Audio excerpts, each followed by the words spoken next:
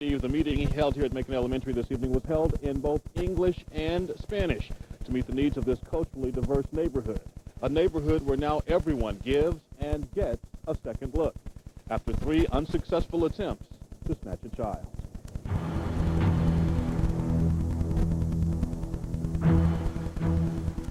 One of the things that we want to come and let everybody know is not to overreact. Clutching their children close, parents gather at Macon Elementary looking for answers after an abduction attempt.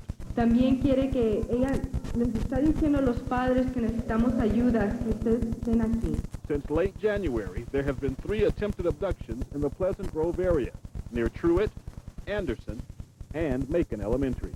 He's a Latin male, early to mid-20s, around 5'6", approximately 130 pounds, black hair, brown eyes, with a mustache.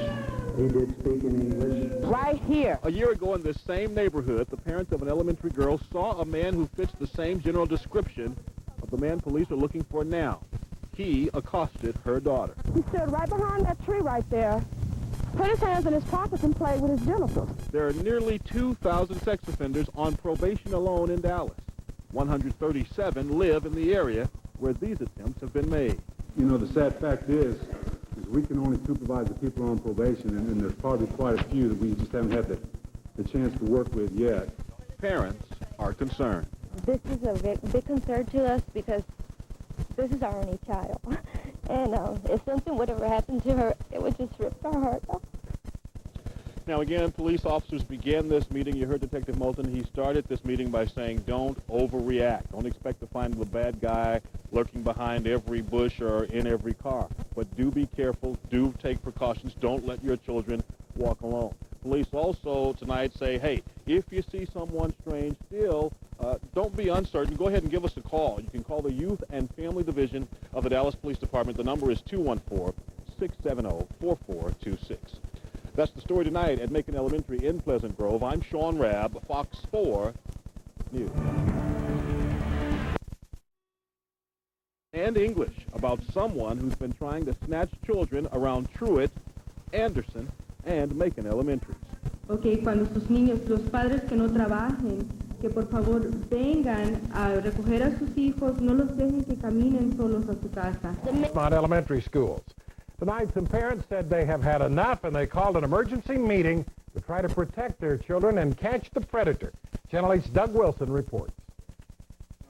It happened again at Rosemont Elementary School in Oak Cliff. Police say a man in a red van tried to lure a 4th grader into his vehicle as the boy walked to class. The child ran away and got someone at school to call 911. To fight back.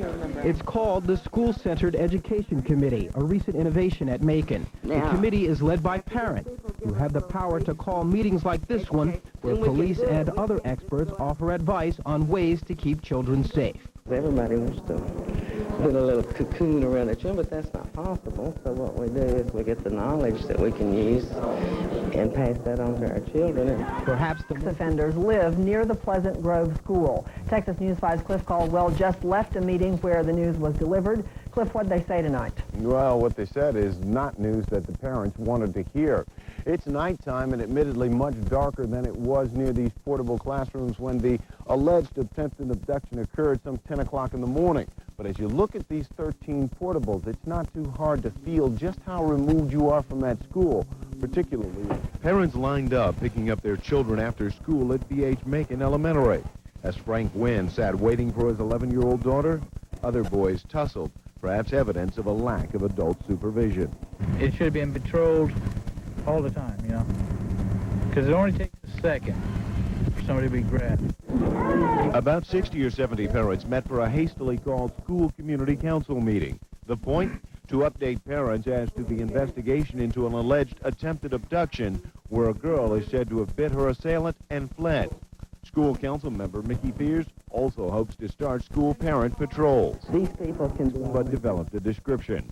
The suspect's described as a Latin male, early to mid-20s, 5'6", about 130 pounds, who spoke English.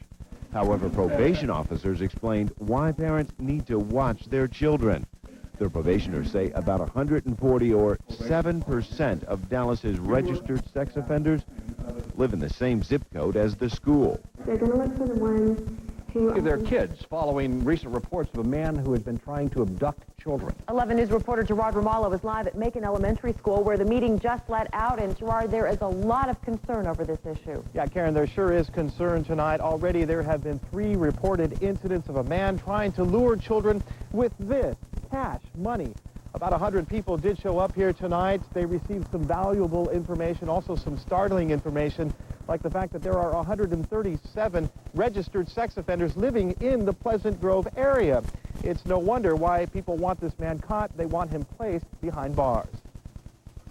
We don't know what's happening, but we know someone is out there that can hurt our children. It is perhaps a parent's worst fear that somehow their child could end up in the hands of a sex offender. Now, that concern is shared by dozens in Pleasant Grove. To me, being approached by a pervert is being attacked. And it's unexcusable, especially if anybody knew about it. The concern for many is also combined with anger. Anger that it has taken this long to call a meeting. The first reported incident took place back in January. Another 2 followed only days after. Police say each time children reported being watched and even approached by a man with dark hair. Tonight, school officials delivered a promise to make safety a priority. They also issued a challenge to parents. The school can't do everything by itself. The parents have a lot to do with it. As for the children, they too must do their part. Don't never walk by yourself. And like I said, if you're close to the school, something happened, go back to the school. Now, police officers were also present at tonight's meeting. They say of all reported incidents like these, statistics show that only 2% of children will actually lie about something like this. So everyone is taking it very seriously. Cameron, Karen? Well, we've been following this story for a few days, and we've had a very vague description. We've had a vague description all along. There is a new piece of information. So far, we know that he's a man in his 20s. He has dark hair. He weighs about 130 pounds. Now, police are saying that he has a mustache or goatee. Other than that, there's really not much to go on. They say he is possibly of Latino descent, but he does speak English, so they're not sure about that. But they are on the lookout. All right. Gerard Ramallo reporting live from Pleasant Grove. Thank you, Gerard. All right. A message on its way to Baghdad.